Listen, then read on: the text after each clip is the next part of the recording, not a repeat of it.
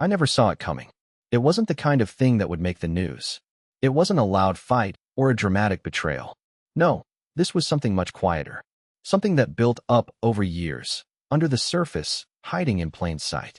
Looking back, I should have known, but hindsight has a way of making you feel like a fool. Maybe it's because I never wanted to admit how unhappy I really was. Maybe it was easier to pretend. Or maybe I was just too comfortable to make any kind of change. Let me explain. My life was predictable, and that was the problem. When you wake up every day, go through the motions, do the same things, see the same faces, everything starts to lose its color. I had everything I was supposed to want. A steady job, a comfortable home, a seemingly stable relationship. It was enough, right? But deep down I knew there was something missing. Mia, my wife, wasn't like me. She had always been the type to seek something more, adventure, passion, a reason to wake up every morning with that fire in her eyes. But somewhere along the way, we had both stopped trying. Not in the obvious ways, but in the subtle ones. The small things, the kisses goodnight that became forgotten, the dinners in silence that we once shared with laughter. And me? Well, I had become a version of myself I didn't even recognize. A man who lived by routines. I went to work, came home, and went to sleep.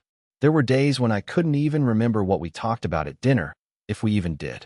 I think I just assumed everything would be fine, or at least that it would stay the same. Then came the night that would change everything. I was sitting in the living room, the lights dimmed, my eyes glued to the TV, when I heard her voice. Mia didn't talk much at night. She preferred to read or scroll on her phone. But tonight was different. She sounded distant. "I'm done," she said.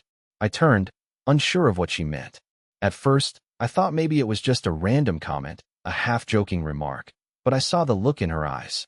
This wasn't a joke. She was serious. "What do you mean?" I asked, barely able to muster the words. "I want a divorce," she replied, her voice quiet but firm. There was no anger in her tone, no rage.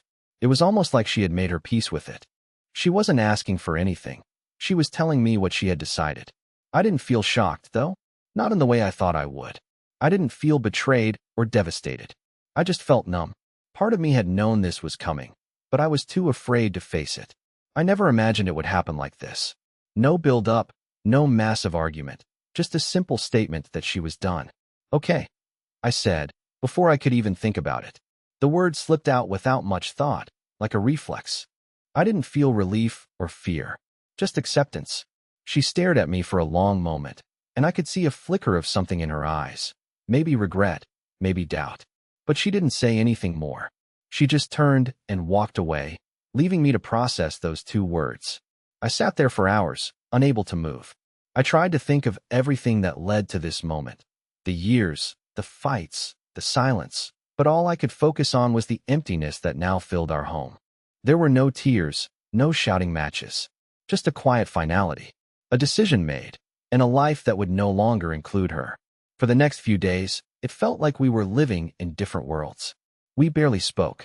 I was packing up some of my things, moving slowly through the motions. But as the days passed, something shifted. I started to realize how much of me had been lost in that relationship. The part of me that was still capable of feeling excited, of wanting more than just getting by. I started to see the things I had ignored for so long. The parts of myself that had withered away, like flowers left without sunlight. Then came the twist. 3 days later, Mia came to me again. She wasn't crying, wasn't pleading. She just stood in front of me, arms crossed, a look of uncertainty in her eyes. "I think I made a mistake," she said, voice barely above a whisper. I didn't know what to say. It had only been a few days since she told me she wanted out. And now, suddenly, she was regretting it? I didn't know if I was angry, confused, or just exhausted. "Do you want me to stay?" I asked, my voice flat. She nodded, but it wasn't a confident nod. It was uncertain, unsure. "I don't know," she admitted. I don't think I can live without you. But I don't know if we can fix this." And that's when I realized I had already moved on. It wasn't just that I had accepted the divorce. It was that I had finally accepted myself. I had spent so many years putting my needs, my happiness, on the back burner. But now, I didn't know if I wanted to go back to that life. A life where I didn't even recognize myself anymore. Mia was asking me to stay, but I wasn't sure if I wanted to. And that, right there, was the moment I knew. The quiet before the storm was over. There was no going back now. I didn't know what to feel. Her words kept echoing in my head. I think I made a mistake. She stood there, her eyes searching mine, as though she was waiting for me to give her some kind of answer. The thing is, I didn't have one. The man she was looking at wasn't the same man who had walked into this house just days ago. Something had shifted in me the moment she told me she wanted a divorce. I didn't feel the devastation I expected. I felt something else, something unfamiliar. I had spent so many years waiting for her to change, for things to get better. But now, for the first time, I realized that I had changed. And I wasn't sure if I could go back to the way things were, even if she asked me to. She looked at me, almost pleading with her eyes, as if the old spark between us could be reignited with a single word. "Do you want to fix this?" she asked, the uncertainty in her voice palpable. It would have been easy to say yes. It would have been easy to fall back into the comfort of our old routine, pretending that everything would just magically get better. But that's when I realized something terrifying. I didn't know if I wanted to. I wasn't angry at her. In fact, I didn't feel anything close to anger. I was more confused than anything else. I had spent so long ignoring the cracks in our relationship, convincing myself that they were insignificant. But now, after all the years of feeling like a ghost in my own life, I was standing at a crossroads. I could go back, fix everything, pretend nothing happened, or I could keep moving forward. And that's when it hit me. I didn't know if I could go back. I turned away from her, not because I was angry, but because I needed space to think. I needed to figure out what I wanted, not what she wanted. The decision, for once, wasn't about her. It was about me. That night, I barely slept. My mind raced with thoughts about what the future might look like if we stayed together. But all I could think about was the life I had been living before, mundane, predictable, and slowly suffocating. I remembered the way I used to feel before everything got lost. I remembered the excitement, the thrill of being in love. But now it felt like something I had only dreamed of. And just like that, I knew I couldn't go back. The next morning, I told Mia I couldn't stay. Her face fell. She tried to hide it, but I saw the pain in her eyes. She wasn't ready to let go, not yet. But I was. I had already made my decision. It wasn't that I didn't still care for her. I did in my own way. But sometimes love just isn't enough. I didn't want to live a life where I wasn't truly alive, where I wasn't allowed to be myself. And if that meant walking away, then so be it. Mia cried. I didn't. I couldn't. Something in me had already shut off, and I wasn't sure if it would ever turn back on. It wasn't until I stepped out of that door, suitcase in hand, that the weight of my decision hit me. I had spent so many days convincing myself it was the right choice, but standing there, in the cold air, with everything I knew behind me, I wasn't sure anymore. Part of me felt free, lighter, even, but another part felt lost. This was the unknown. No more familiar faces, no more routines. Just me, alone, with nothing but the sound of my own breathing in the night. I hadn't fully processed what I was doing. The last few days had been a blur of emotions, a mixture of confusion, numbness, and, at times, clarity. I had told Mia I was leaving, but I didn't realize how much of an impact it would have on me. I had walked away from my life, from the person I thought I was, but I had never thought about what that would mean in the long run. I was so focused on escaping that I hadn't considered what I was running toward. The first few days on my own were quiet. It was almost as if the world had paused, waiting for me to catch up. I stayed in a small apartment I rented out of desperation more than anything else. It was cheap, sterile, the kind of place you don't really live in, just exist. And for the first time in years, I had time to think. Time to reflect on everything that had led me to this moment. I thought about Mia, of course. I wondered if I'd made a mistake, but every time I allowed myself to think about going back, I reminded myself of how miserable I had been, how lost I'd felt, like I was trapped in someone else's life.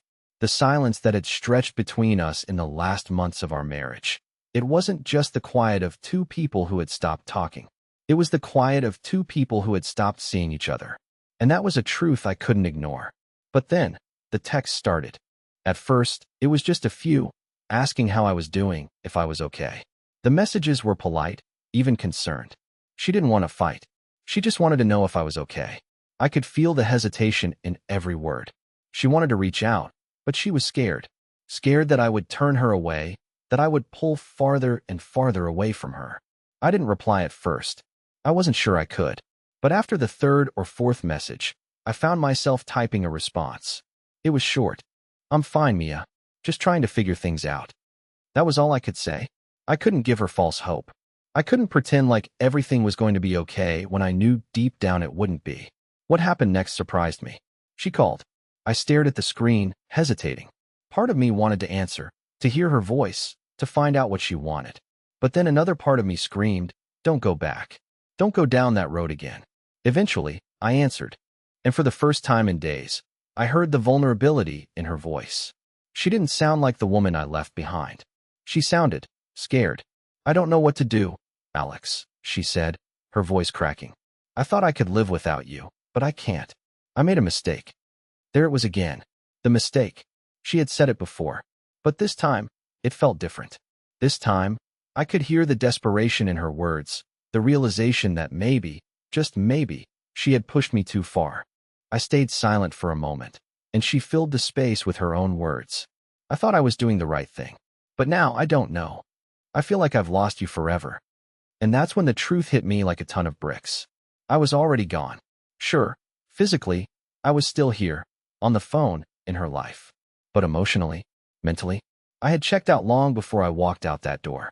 I tried to comfort her. I said the things I knew she wanted to hear, but I couldn't shake the nagging feeling in my chest. What if I made the wrong choice? What if, despite everything, we could fix this? But deep down, I knew the answer. I knew that if we tried to put this back together, it would only be a temporary fix. We were like two broken pieces trying to be glued back together, but there were cracks we couldn't repair. The next few days were filled with her trying to reach me, sending me messages that grew more desperate. I could feel her holding on to something she wasn't ready to let go of. But I had already let go.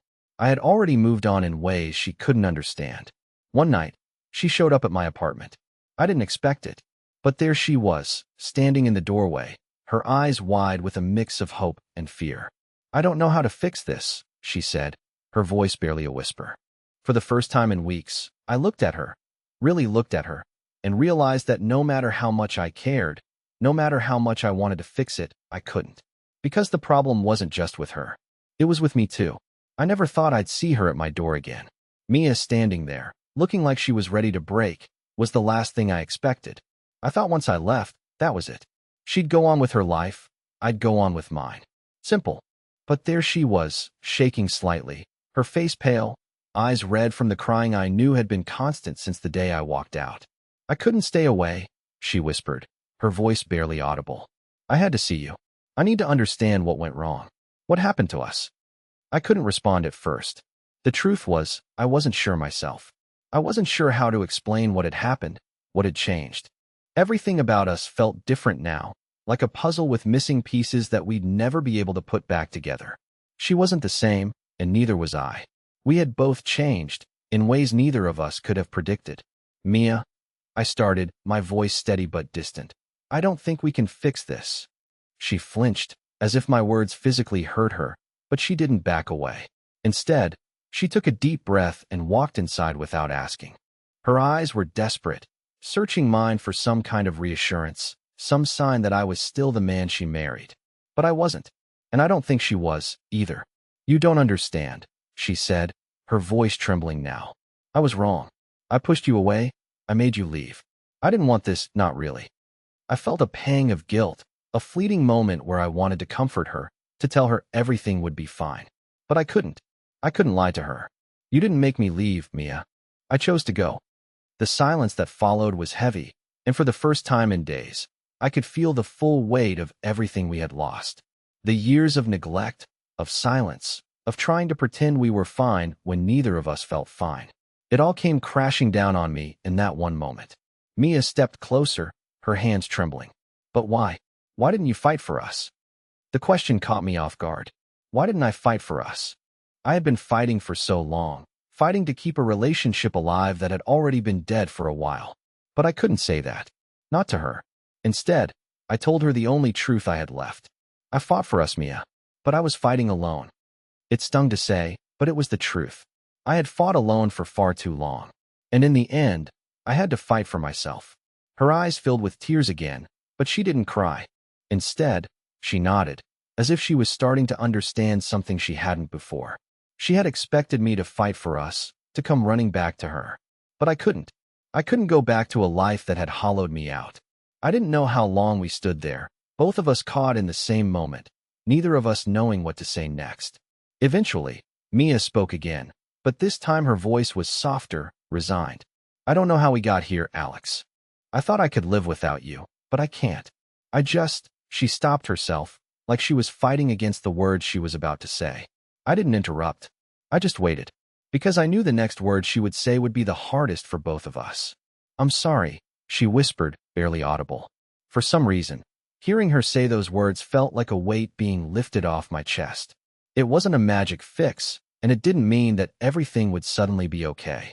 But it was a beginning. The first real step toward closure, at least for me. I'm sorry too, I said quietly, my voice steady now. But I can't go back, Mia. We're already too far gone. She nodded again, her shoulders slumping as if the last bit of hope she had was finally slipping away. We stood there in silence for a few more seconds. And in those seconds, I realized something. We were both broken. But maybe that's okay.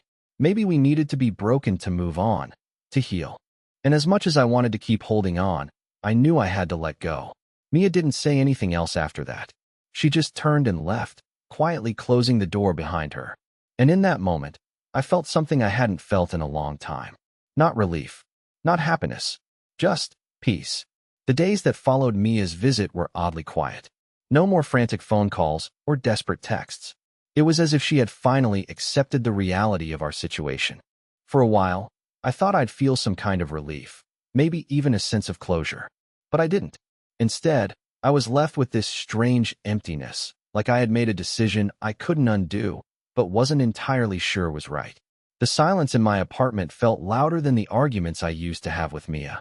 I spent my days in a haze, going to work, coming home, and trying to fill the void with anything that would distract me from the gnawing feeling of regret. One night, as I sat in my living room, mindlessly flicking through TV channels, the doorbell rang. I didn't expect anyone, and for a split second, I wondered if Mia had come back, if she'd changed her mind. But when I opened the door, it wasn't her. It was Kyle, my best friend. We hadn't spoken much since I moved out. Honestly, I didn't want to talk to anyone. I didn't want to hear their advice or judgment, and Kyle, being the good friend he was, had respected that. But now, standing in front of me, he had a look on his face that I couldn't quite read. I was worried about you, he said, stepping inside without waiting for an invitation. You've been off the radar for a while. You good? I didn't know how to answer him. How do you explain that you're not good, but you're also not sure what you are? I just shrugged. I'm fine. Just figuring things out. Kyle didn't buy it. He sat down across from me, his gaze steady, waiting for me to say more. And eventually, I did. I left Mia, I said, the words feeling heavy as they left my mouth. And now, I don't know if I did the right thing. Kyle didn't say anything right away. He just nodded slowly, taking it in. He was quiet for a moment, and when he spoke, his voice was calm, almost too calm. Do you regret it? I stared at him, caught off guard by the question. Did I regret it? No. But did I feel something? Did I feel anything that resembled guilt or longing, or maybe just confusion about what was next? I don't know. I finally admitted, the words tasting bitter in my mouth. I thought I'd feel relief. But instead, I just feel lost. Kyle didn't say anything more. He simply gave me a knowing look. He didn't judge me, didn't tell me I made a mistake. He just understood. Take your time, he said softly. But just remember, you can't keep running forever. Eventually, you have to face what you left behind. And just like that, my world shifted again. It wasn't just Mia I was running from. It was everything I had been avoiding. The life I thought I wanted, the life that I had tried so hard to make work, and now, the weight of that decision was starting to settle in. As Kyle left, I couldn't help but wonder, was I ready to face the consequences of my choice? Or was I doomed to live in this limbo, forever wondering what could have been? It had been weeks since Kyle's visit, and I was still stuck in the same place. The silence between Mia and me had become routine. No texts, no calls, no visits. It was as if we were both pretending we hadn't just shattered a part of each other's lives. But the weight of it hung over me, pressing down every time I found myself alone in my apartment. Then, out of nowhere, she texted me. It was simple, just a few words. "Can we talk?" I stared at the message for longer than I should have, heart pounding in my chest. A part of me wanted to ignore it, to pretend like I didn't see it. But the other part, the one that still remembered the way her laugh used to fill the room, wasn't sure if I could. I replied, cautiously, "About what?" There was a long pause before she answered. "Everything. Please." I didn't know what to expect. Maybe she wanted to beg me to come back, to try again. Maybe she wanted to tell me she was seeing someone else. I had no idea. All I knew was that I couldn't ignore it. Not anymore. We agreed to meet the next day at a small cafe we used to visit, one of the places that still held a semblance of good memories. I didn't know if I was ready for this conversation. I had moved on, at least I thought I had. But now, sitting across from her again, I realized I hadn't moved on as much as I wanted to believe. Mia was sitting at a corner table when I arrived. She looked almost the same, still beautiful, still that familiar face I once thought I'd never forget, but something had changed. There was an air of weariness about her now. The vibrant energy I remembered seemed dimmed, replaced with a quiet sadness. "Hey," I said awkwardly, pulling out the chair and sitting down. "Hey," she replied softly, her eyes meeting mine for a brief moment before drifting away. There was something about her gaze, something different, that made my stomach twist. We sat in silence for a few seconds. I could feel the tension building between us, but neither of us knew how to break it. Finally, Mia spoke. "I don't know how to start this. Her voice faltered for a second.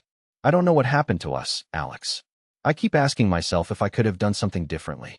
If I could have tried harder." Her words hit me harder than I expected. She wasn't just apologizing. She was reflecting, regretting, trying to figure out where it all went wrong. And here I was, trying to pretend like I had all the answers. "I don't know either," I said quietly. "I don't know if it was one thing, or if it was just everything over time. But I do know one thing. I couldn't keep living like that. I couldn't keep pretending like it was fine when it wasn't." She nodded slowly, her lips trembling slightly. "I get that. I do. I don't know if I'm supposed to fix this. If there's even a way back for us." I felt a pang of something. Maybe guilt, maybe longing. But it was quickly replaced by the truth I had come to terms with. It was over. We couldn't just pick up where we left off. Too much had happened. Too much had been broken. "I think we're beyond fixing, Mia," I said, my voice steadier now. "At least, not in the way we used to. We've both changed too much for that." She didn't argue with me. She didn't try to convince me that we could work things out, that there was a way forward. Instead, she just sat there, her face a mixture of acceptance and sorrow. And for the first time in a long while, I saw the weight of the truth sink in for both of us. We were done, and neither of us was ready to admit it, but we both knew it. I thought that seeing Mia again would bring closure, but all it did was open up a fresh wound I didn't even know was there. It wasn't just the silence between us, or the awkwardness of being in the same room after everything had fallen apart. It was the fact that I still cared, and yet I knew deep down we couldn't fix what had been broken. Mia left the cafe without saying much more. There were no promises, no declarations of trying again. Just a quiet goodbye, a look that said everything, and then she was gone. I watched her walk away, feeling a strange sense of finality settle in my chest. This was it. There was no going back. We had said our piece, and now, the next step was to keep moving forward. But as I walked home that day, something shifted inside me. I hadn't expected it, but there it was, the realization that, in some ways, I had been holding on to the past. Maybe it wasn't just Mia I was clinging to. Maybe it was the idea of who I used to be, the man who believed in love, in fighting for what mattered, the man who didn't give up when things got tough. I spent the rest of the week thinking about that, about how I had let go of that version of myself somewhere along the way. And it hit me hard. I wasn't the same person anymore. That version of me was long gone, and maybe that was a good thing. I had changed, and so had Mia. There was no way to put those pieces back together. But what if that wasn't a bad thing? What if the changes weren't just about loss, but about growth? It was a scary thought. I'd spent so much time in the wreckage of my marriage, trying to salvage something that was already gone, that I hadn't given myself the chance to see the opportunity in front of me, to rebuild, to rediscover who I was outside of us.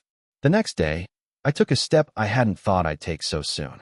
I packed up my things, Old, forgotten hobbies, pieces of my past that I had shoved into corners and closets, and started to make space. Not just physically, but mentally. I wasn't ready to jump into another relationship. Not yet. But I was ready to reclaim a part of myself that I had neglected for too long. Mia wasn't part of my future anymore. But that didn't mean I had to be stuck in the past. Weeks went by, and life slowly started to fall into place in a way I hadn't anticipated. There was no dramatic, life-altering epiphany, but there was a subtle change. I woke up feeling more in control of my life, more present. I started doing things I had forgotten I loved.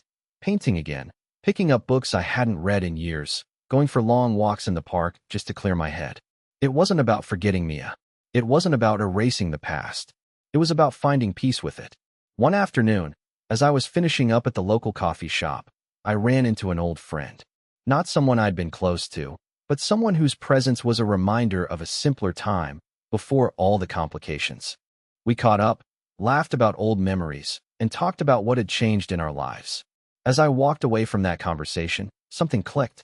It wasn't just about moving on from Mia or our marriage. It was about embracing the life I had ahead of me, whatever that might look like. The next week, Mia reached out to me again. It wasn't the desperate message I had been used to, but something more measured. She asked if we could meet. For once, I didn't hesitate. I agreed. When we met, it wasn't like the last time. There were no heavy emotions, no unsaid words hanging in the air. We talked, casually, about everything and nothing. She seemed different too, more at peace with herself, more focused on her own path forward. I think we both needed this, she said as we said our goodbyes. To figure out who we are without each other. I nodded, smiling for the first time in what felt like forever. Yeah, we did. As I walked away, I felt lighter, more grounded. I had spent so much time looking back, trying to fix something that was broken beyond repair. But now, I was ready for what was next. Not just for me, but for life itself. I didn't need to hold on to the past to move forward. I had learned something important. Sometimes, letting go is the only way to grow. And the future, as uncertain as it might be, was full of possibilities. For the first time in a long time, I felt hopeful. Not because I had everything figured out, but because I knew I was ready to write the next chapter of my life. And this time, it was going to be mine.